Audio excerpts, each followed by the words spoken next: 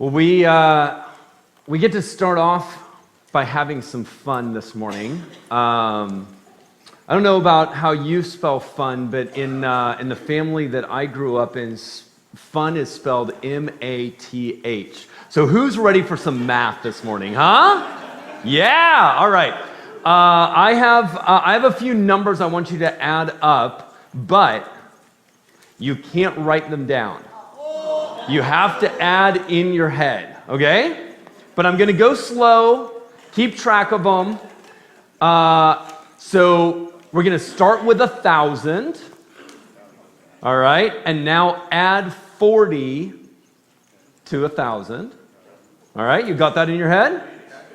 You can't use the calculator on your phone. Nope. And you can't use the calculator on the phone. This is purely in your head, okay? So you have 1,000, and then you have 40, and now add another 1,000. All right? In your head, not out loud. Now add another 30. Okay? Oh, we're already losing people. Now add another 1,000. All right. You still with me? Now add 20.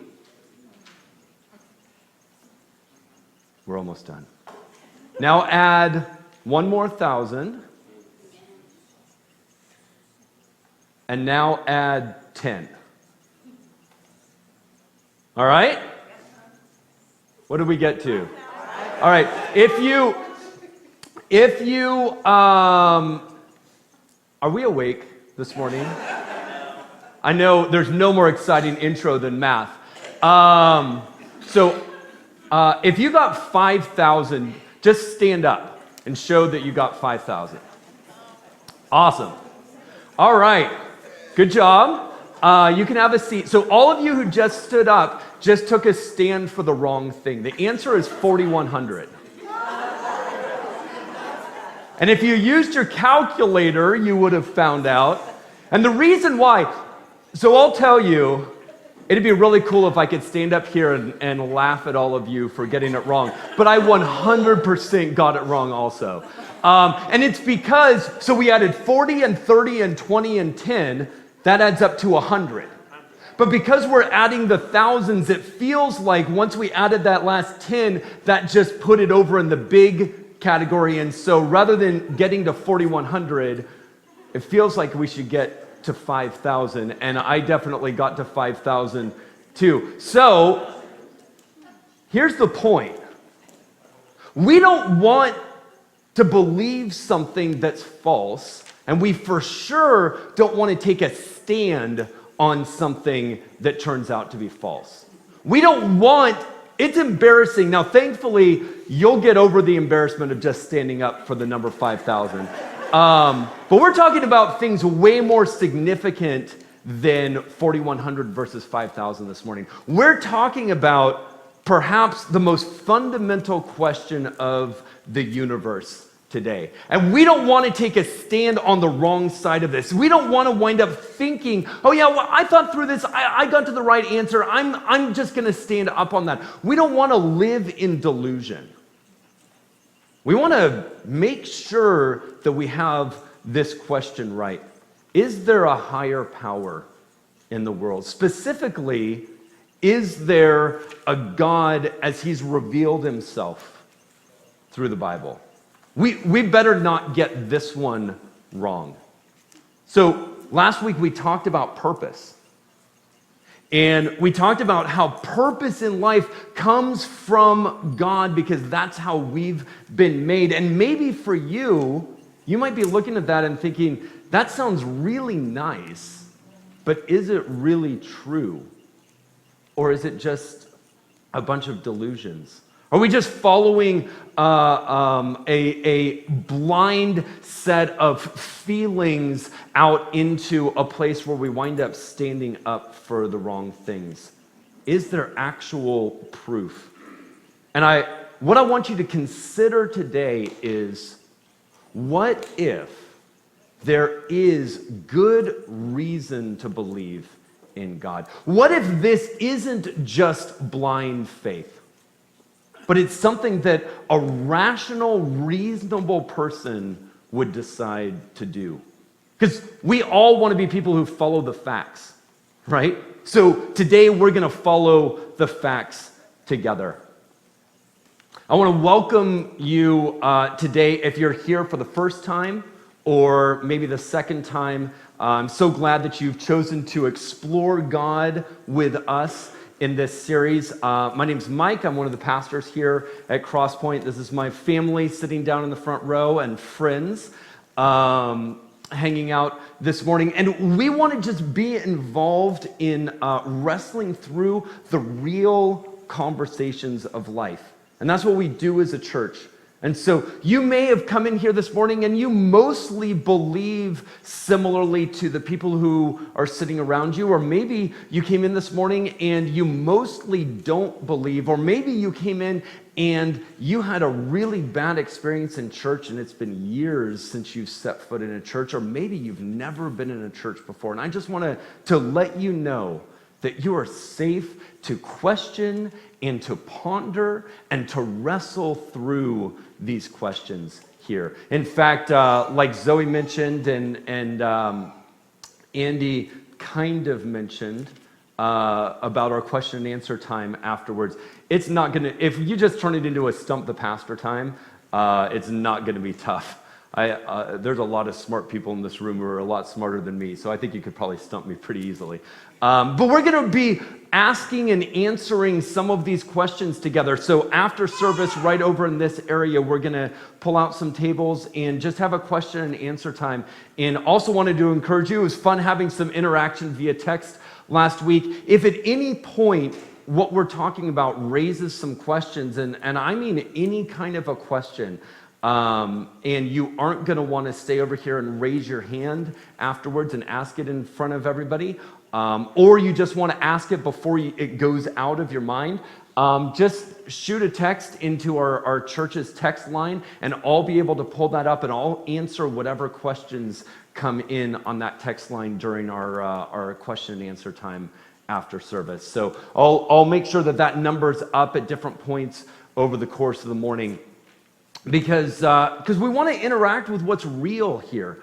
We want to really think through what is real. And there's a lot of arguments around this idea of whether there's a God or not on both sides. Some very technical, covering numerous fields of study. We're not going to get into all of those during the message this morning. We will be getting into more of those during the question and answer time, some more of those more technical arguments about the existence of God. But in today's message, we're just going to be looking in three different directions as we ponder the answer to the question of whether there's a God.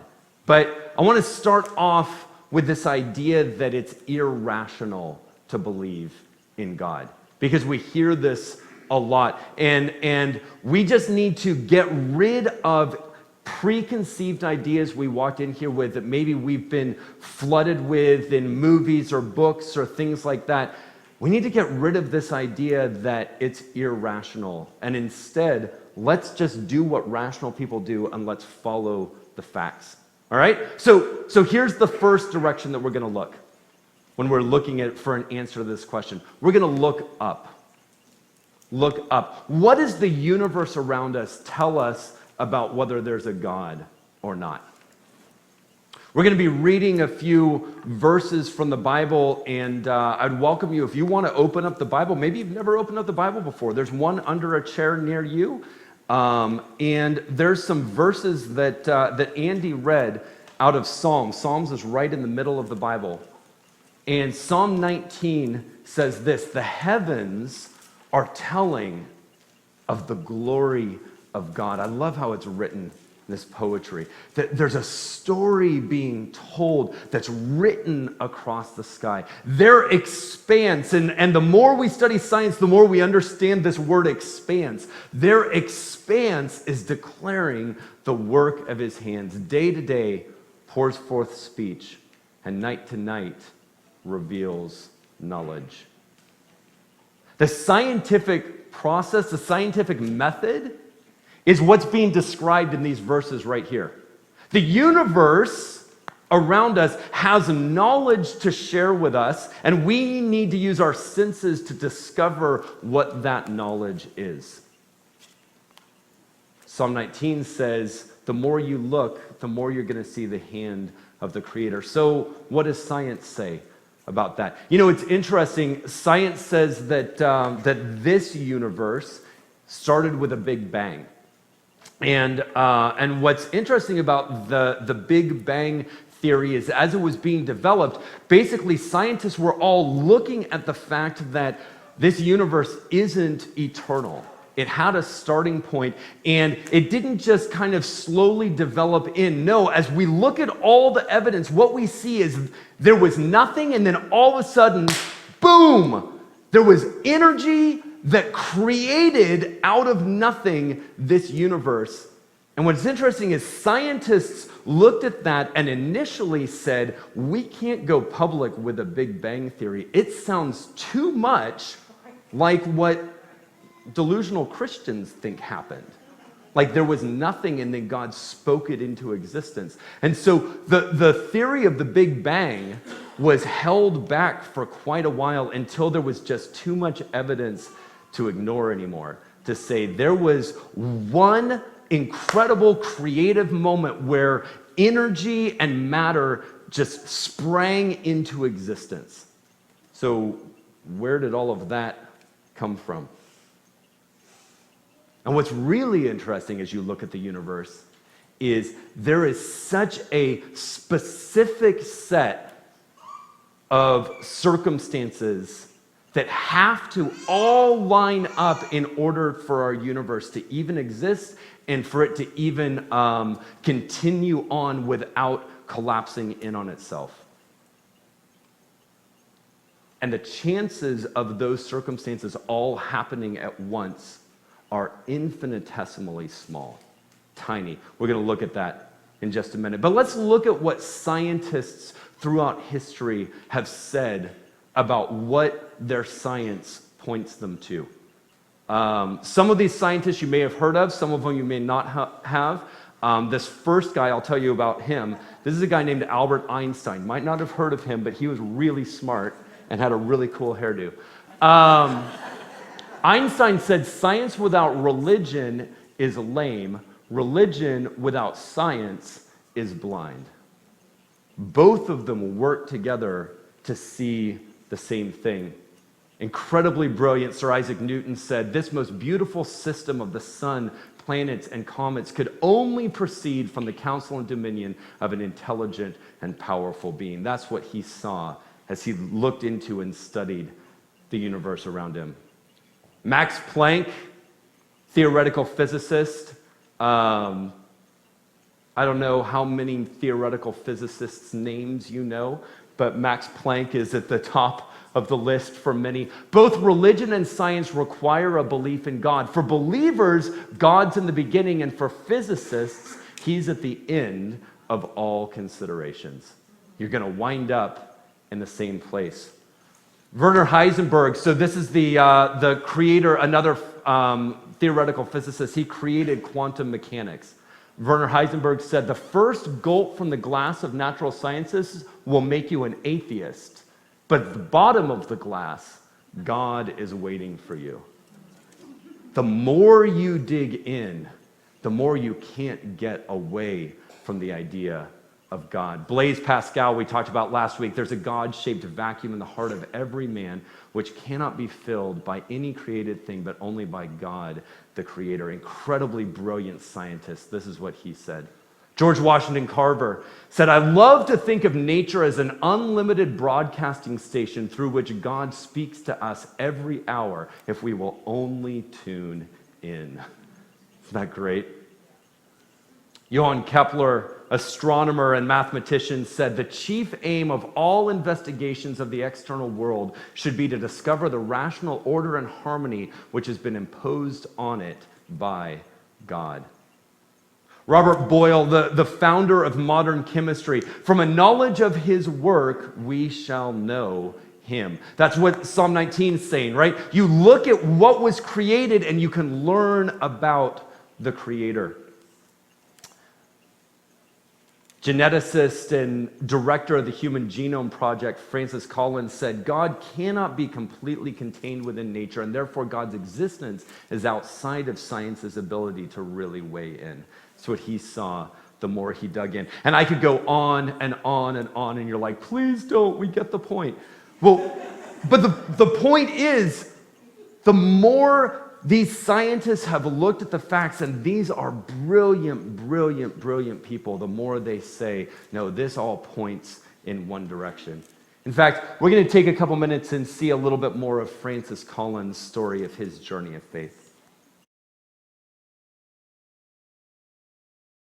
Well, in the home where I grew up, faith was not something that was talked about very much. My father was a professor of drama, my mother a playwright. When I went to college and those discussions in the dorm late at night about religion began to occur, I had no particular reason to attach value to a faith system. It had never been something I was familiar with or had internalized at all. And I assumed that any religious feelings that anyone held must be on the basis of some emotional experience, and I didn't trust those, or on the basis of some childhood indoctrination, which I felt I was fortunate to have missed. I loved the experience of learning about the human body and all of the components of that, and I particularly loved being introduced to genetics. But then I ended up in the medical school curriculum sitting at the bedside of patients with diseases. This was no longer an abstract study of molecules and organ systems. These were real people. And one afternoon, one of my patients, a wonderful elderly woman, much like a grandmother, who had very bad heart disease. She had a particularly bad episode of chest pain while I was with her. She got through it, and at the end of that, explained to me how her faith was the thing that helped her in that situation. She realized that the doctors around her weren't really giving her that much help, but her faith was. And after she finished her own very personal description of that faith, she turned to me, and I had been silent, and she looked at me quizzically, and she said, "What do you believe, doctor?" And ultimately, I had to admit to myself that her question had made me realize that I had arrived at an answer to the most important issue that we humans ever deal with. Is there a God? And I had arrived there without ever really looking at the evidence. And I was supposed to be a scientist. If there's one thing scientists claim they do, is to arrive at conclusions based upon evidence. And I hadn't taken the trouble to do that. I was greatly assisted by a pastor who lived down the road, who I went and asked about all this, and who gave me a copy of C.S. Lewis's wonderful book, Mere Christianity. Because here was an Oxford scholar, a prodigiously developed intellect, who had traveled the same path. Within those pages, I realized for the first time that one can come to belief on a rational basis, and that in fact, given the many pointers that one sees around oneself in terms of the universe and it having a beginning, and its fine-tuning in terms of the way in which all those constants that determine the behavior of matter and energy seem to have been set just in a certain very precise range to make life possible.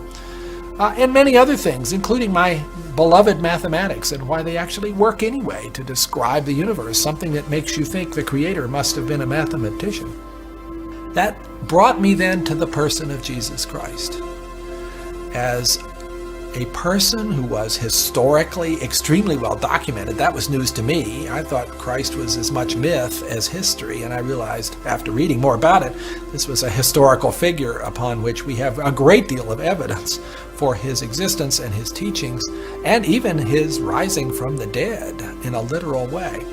That day at my patient's bedside started a journey for me, a journey that I was reluctant to begin, but I felt I needed to, a journey that I thought would result in strengthening my atheism, but to my surprise, resulted in my conversion. This is an incredibly brilliant man of science who looked at the evidence and said, there's something more going on here. So the first place that we look is we look up. The analogy has been used, if you're looking at a 747 aircraft, you wouldn't look at that and think, oh, there probably was a tornado that came through a junkyard and just picked up a bunch of random pieces and electronics and just kind of threw it together into this thing that's perfectly tuned with flaps and air displacement in order to have this huge multi-ton thing be able to fly through the air. You wouldn't look at it and come to that conclusion. You'd look at it and say, there's something intelligent that designed this. In the book of Romans, Paul in Romans says, for since the creation of the world, God's invisible attributes, his eternal power and divine nature, have been clearly seen, being understood through what's been made, so that they, all of us, are without excuse. We can see God through what was created in the universe. But now, I want to turn the page a little bit here. Okay, yeah. People who are Christians think that you see God in the universe. And we've been quoting from our people, right? What about the other side? Because they're absolutely atheist scientists. So I'm going to take a few minutes and look at what they have to say. Here's Martin Rees, a cosmologist, says this: wherever physicists look, they see examples of fine-tuning. In other words, the specific things in the universe that have to be exactly the way they are. And here's a little bit more on that from Michio Kaku, the theoretical physicist. He says, it's shocking to find how many of the familiar constants of the universe lie within a very narrow band that makes life possible. If a single one of these accidents were altered, stars would never form, the universe would fly apart, DNA wouldn't exist, life as we know it would be impossible, Earth would flip over or freeze, and so on. All these things have to be perfectly tuned in order for life to exist at all. And Roger Penrose says, if we combined all the laws that must be fine-tuned, we couldn't even write down that number in full, since it would require more zeros than the number of elementary particles in the universe. That's how infinitesimally small the chances are that this could all just happen on its own. That's how many things are all working together. And then maybe the most mind-blowing quote of all of these is from Frederick Hoyle. Frederick Hoyle, an absolute staunch atheist, makes Richard Dawkins look like he's questioning, right? Like super strong atheist. Here's what he says in his book on the universe, past and present reflections. He says, a common sense interpretation of the facts suggests that a super intellect has monkeyed with physics as well as with chemistry and biology, and that there are no blind forces worth speaking about in nature. The numbers one calculates from the facts seem to me so overwhelming as to put this conclusion almost beyond question. So a staunch atheist looks at the facts and says, some super intellect has been involved in all of this. The Bible says, look up. What is the universe telling you? What story are you reading there? You don't have to be afraid of science and the natural world. Look up. What do we see? And science and scientific inquiry says there's absolutely something more at work here than just the natural world that we see around us. It's not crazy to believe in a creator of this world. In fact, when you follow the facts, it's almost impossible not to come to that conclusion.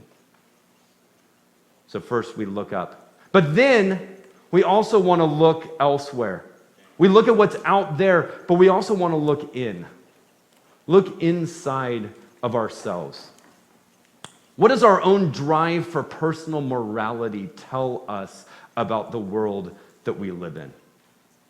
Because we speak in this language of a higher moral code all the time. Francis Collins referenced C.S. Lewis. Here's something that C.S. Lewis says in Mere Christianity about this. He says, everyone has heard people quarreling And I believe we can learn something very important from listening to the kinds of things that they say. They say things like, how'd you like it if someone else did that same thing to you? Or, that's my seat, I was there first. Or, leave him alone, he isn't doing you any harm. C.S. Lewis says, what interests me about all these remarks is that the person who makes them isn't merely saying that the other person's behavior doesn't happen to please him. He's appealing to some kind of standard of behavior which he expects the other person to know about. It looks, in fact, very much as if both parties have in mind some kind of law or rule of fair play or decent behavior or morality or whatever you like to call it about which they really agreed. When we look in, we believe that morality is something that has some universal overarching themes. So where does that come from? This universal feeling of right and wrong. What can explain this? Well, here's the Bible's explanation of this in Romans 2. It says, for when Gentiles, these are non-Jews, these are people who don't have God's law, when Gentiles who don't have the law do instinctively the things of the law, these not having the law are the law to themselves, and that they show the works of the law written in their hearts, their conscience bearing witness, and their thoughts alternately accusing or else defending them. We have inside us, according to what the Bible says, we have a moral code written on our hearts, God's law written on our hearts. So let's look in a little bit at that. How did we get these kind of universal ideas? Because when you look across cultures, what do you see? There are some slight differences in culture of how things are applied, but the main overarching things of right and wrong are the same all the way around the globe. Why? Why did we wind up there? Well, I've talked about, I studied all these things from a secular perspective. I majored in philosophy at Sonoma State here, and we wrestled with all these questions, arguments for the existence of God and arguments for morality, and is there some overarching theme, and where does that come from? And that's what these ethicists are all arguing about, right? And trying to figure out. And basically there's two explanations for why there seems to be universal morality, universal ideas of right and wrong without there actually being. One of them is, it's just the culture that you grew up in, and other cultures are totally different. But the problem is that we critique our own culture and other cultures appealing to a higher idea of right and wrong. And in fact, we think it's wrong, no matter how morally relative we are. We think it's wrong when other cultures do something that mistreats other people. And we think it's wrong when our culture does it too. We have an internal desire for justice. Where does that come from if there's no such thing, if it's just everyone for themselves? The other explanation is, well, this universal idea of morality doesn't exist because it's all just feelings that we have in our mind, and we're blowing it up irrationally to be something more than it is. Really, all we are just our impulses. It's simple biology. We have these impulses to survive and to spread our genes. Right? And really everything comes down to those things. The problem is a lot of morality goes against those ideas. I'll give you an example. We value faithfulness in a relationship. That goes against going around and spreading your genetics. We also value taking care of kids and vulnerable people. Kids who are going to be taking the resources that your own offspring might need as well. It goes against evolutionary biology to take care of people like that. And yet we have an internal feeling that this is right, that this is the right thing to do. Saw an interview this last week. Richard Dawkins, the great thinker and very secular atheist biologist, he was being interviewed by somebody who asked him about exactly that. How do you explain these moral things that go against what you would expect from evolutionary development? And here's what Richard Dawkins said in this interview that is crazy to me. He said, I've often said that whereas I'm a passionate Darwinian with respect to why we exist and why we came to be the way we are, I'm a passionate anti-Darwinian when it comes to things like personal feelings and political philosophy. So basically what he said is, yes, as a biologist, I follow this idea of the development of humanity from a purely secular Darwinian standpoint. But when it comes to morality and personal feelings and even how society functions and is structured, that can't be explained by Darwinianism at all. In fact, my whole framework doesn't work when you're talking in these other realms. That's a problem. So what happens when we look in?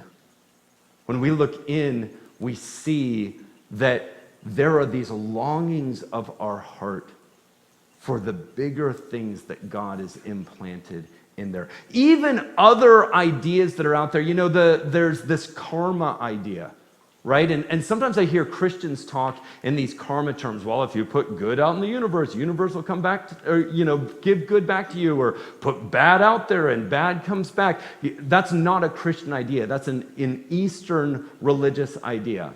Now, there are similar ideas that you reap what you sow, but that's God overlooking it. The pure karma idea is, well, if you just be a good person and do good, then good will come back to you. My question is, when people talk like that, I always wonder, what's good?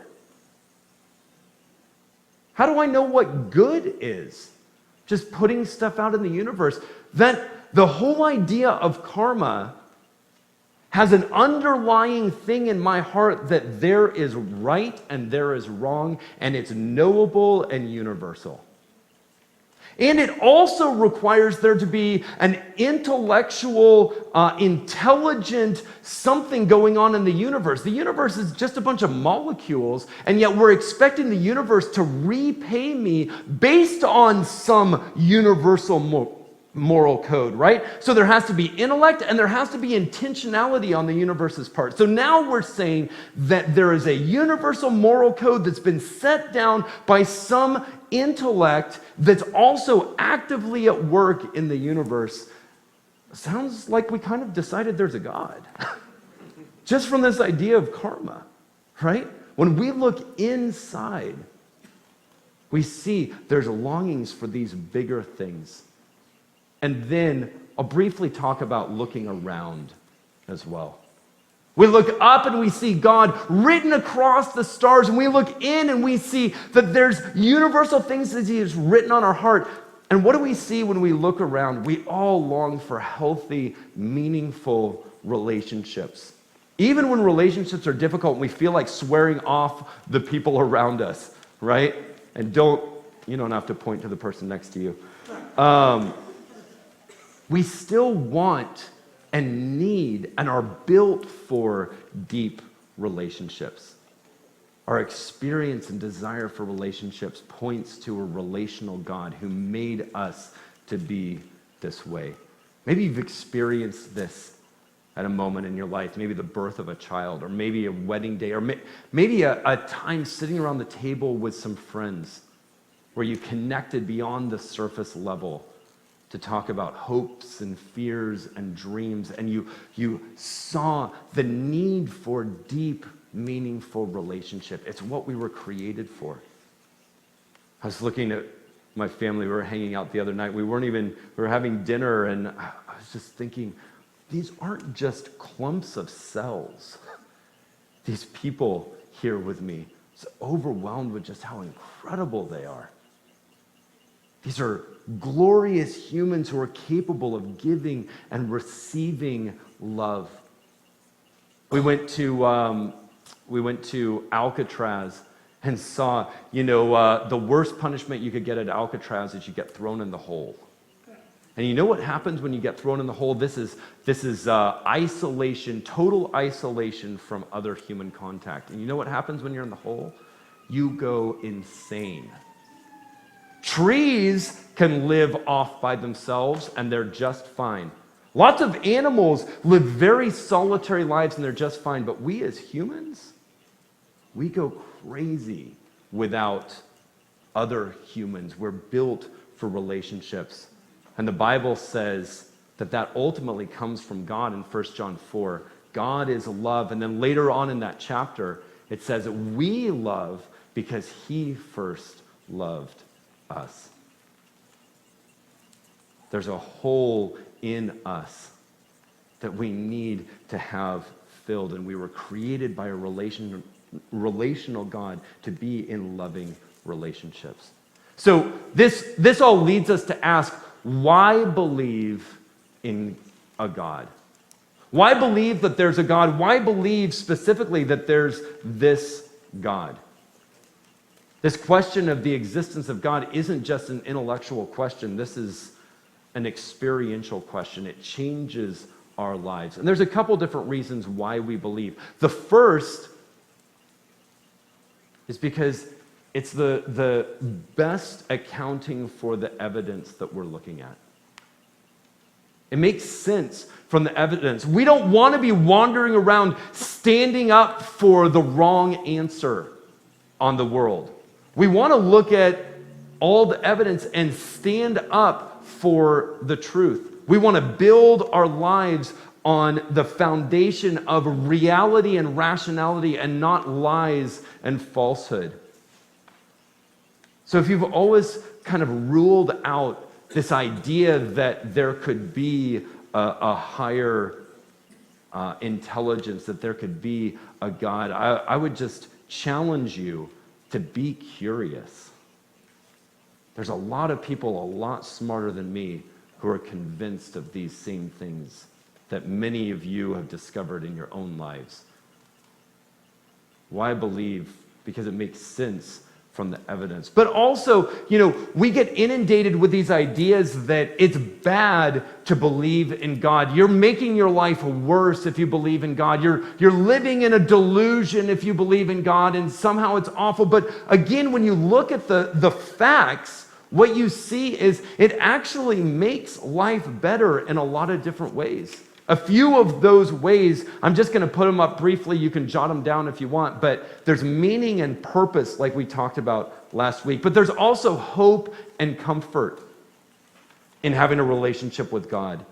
During challenging times, many people find peace in a God who cares for them. There's moral guidance like we've been talking about that shape our behaviors and our decision-making, direction and accountability through our faith. There's community and support, belonging and connections. There was an article in The Atlantic a couple weeks ago that was titled, What Happens When Americans Stop Going to Church? And I thought, oh, this is a very secular view. I'll bet they're going to say it's a good thing. And you know what they found? It's a really bad thing. And they were like, we're surprised. Honestly, we thought it was going to be good that people quit going to that dumb church thing. But what we found is that it's worse. There's community and support. There's coping with uncertainty. Coping with uncertainty. Getting some answers to the questions that we couldn't get anywhere else. There's personal growth and transformation and a sense of transcendence in the world, being connected with something bigger than us. But I want to be clear, the reason that we believe isn't to try and get some of these benefits. We don't say, well, I want to feel some of these things, and so I'll just throw my lot in there. No, instead it's the other way around. The reason why all these things are accomplished in our lives when we believe in God and follow God is because you're aligning yourself with the truth of the universe, because you're building your life on the right foundation. And so there are natural things that happen. Studies show people who have an active faith in God and serve Him and understand Him live happier and more fulfilled lives because their lives are lined up with real purpose and meaning that they were intended for. So when we read about God and we understand His whole story, we understand what we celebrated in communion, that God isn't just powerful out there somewhere, but that he cares about you and has given himself for you. When we understand and align ourselves with that, it transforms us from the inside out. We're going to take a few minutes. We're going to hear Kristen's story of that. 5 years ago, if you'd have told me I'd be sitting here, telling my story of salvation, I would have laughed right in your face, and I would have told you were a crazy Christian. I didn't believe there was hope. I didn't believe in true love. 5 years ago, I didn't even believe in myself. I heard people use the term atheist, and when I decided I knew what that meant, it just was kind of stuck in the back of my mind. Like, I think that's where I fit better than anything. It was more just, there's no such thing as God. Like, if God really cares about people, like all these people say he does, he wouldn't let children starve and cities burn down, and he wouldn't let people get into situations where they hurt each other. I faced life feeling like every day should be awesome and it should be fun, but I did that with drinking and drugs and boyfriends, and if I died, I was buried. That was all I really believed. I met my best friend, who happened to be a Christian, through a past relationship. She was the first friend that really started to talk about Christianity in a different way to me. I remember she took her jacket off, and she had this shirt on with bright pink lettering. It said, "Jesus is my homeboy." I was like, isn't that blasphemous? Can you really say that? And she just lived it. I mean, that was about the closest I'd seen to someone really just demonstrating a love for Christ rather than just duty to him. And man, I just remember thinking, like, how am I ever gonna be friends with her if we're so divided on these things? I mean, we had debates. We had heated debates. I really let her have it. I was like, that is the most crazy hogwash I've ever heard. And because I knew her personally, I felt like she really did have my best in mind, that she wanted to break through those hard things with me. And in that time, I met a really awesome guy, and we got close, but probably a little too close, because I got pregnant only a few months after we met. I decided I got to get rid of this problem. I went to a clinic and heard any of the options I had, and that was where a lot started to change. There was this picture this woman handed me, and it was just a dot, but she explained to me that was a baby. I just started to wonder, like, how on earth that was going to become a life. This had to be something bigger than me. Up until then, I'd been so snarky to Christians, but I started to lean in a little more and wonder if maybe what they were saying was true.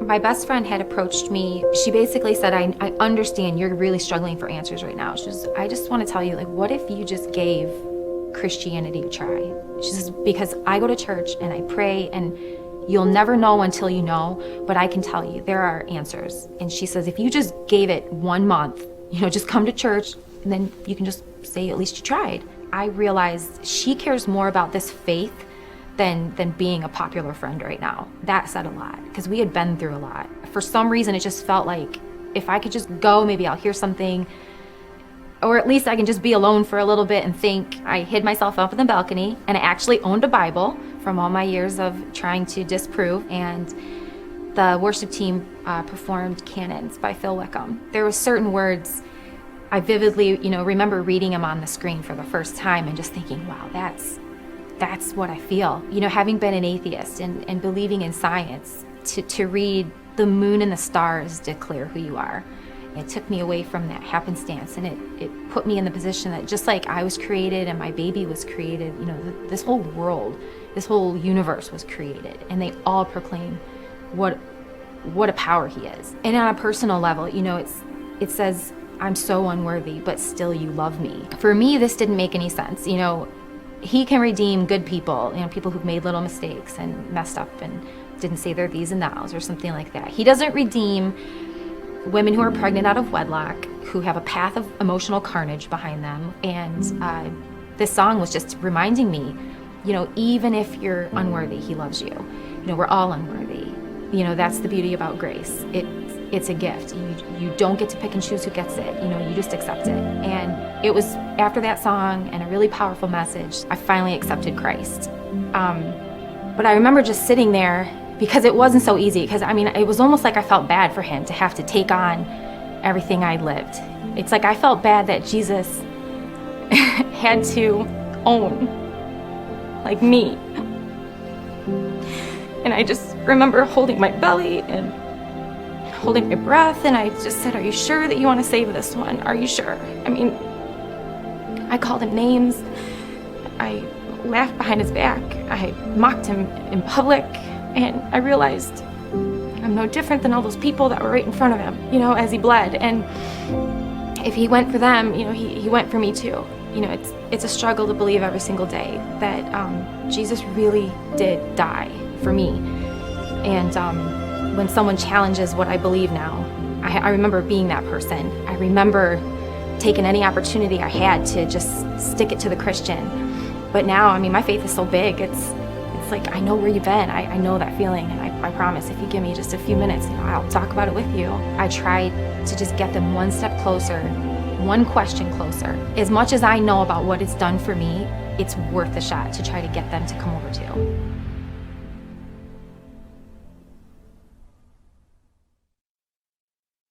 Last week, I gave you a challenge. I challenged you to just pray a prayer. God, if you're real, show yourself to me. I've talked with several of you of what that did in your life this last week. This week I have a God challenge for you as well. I want to ask you if you have been in the place that Francis Collins was. I've just decided that there's a God and I've never really researched it or done it. Or where Kristen was. I think this is all just hogwash, as she called it. My question for you today is, looking at the facts, what's holding you back from taking a next step?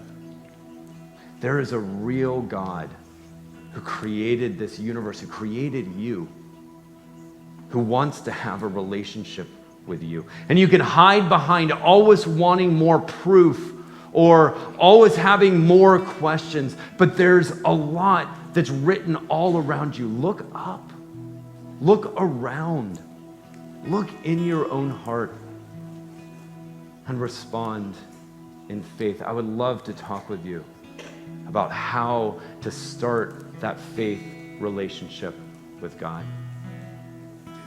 Or if you're a Christian here today, what are you holding back? Maybe you say, no, I know the answer. You asked at the beginning, is there a God? I know the answer is yes.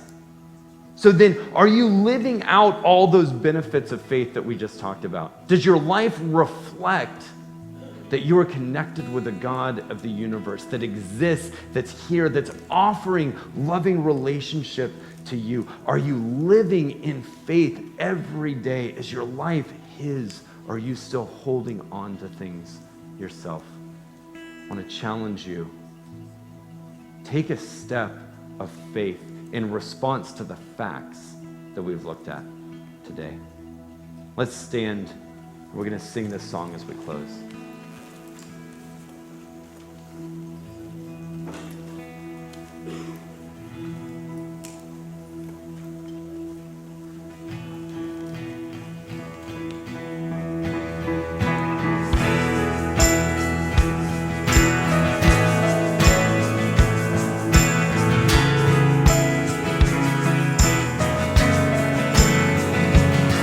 It's falling from the clouds, a strange and lovely sound. I hear it in the thunder and the rain. It's ringing in the sky like cannon in the night. Music of the universe plays, singing you are holy, great and mighty.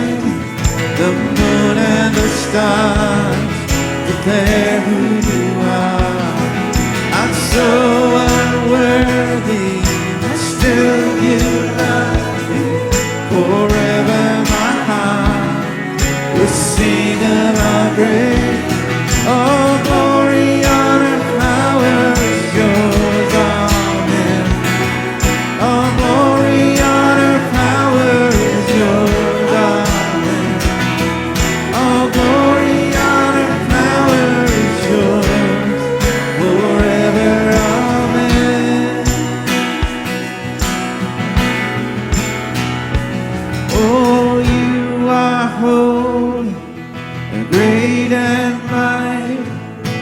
moon and the stars declare who you are.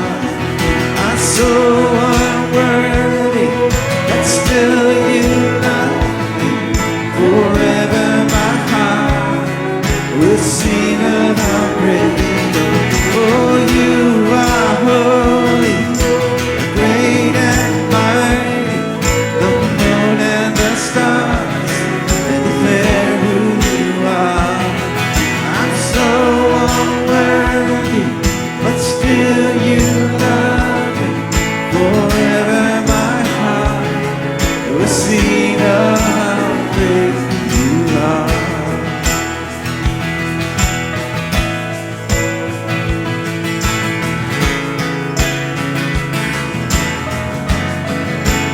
Sing how great you are, Lord.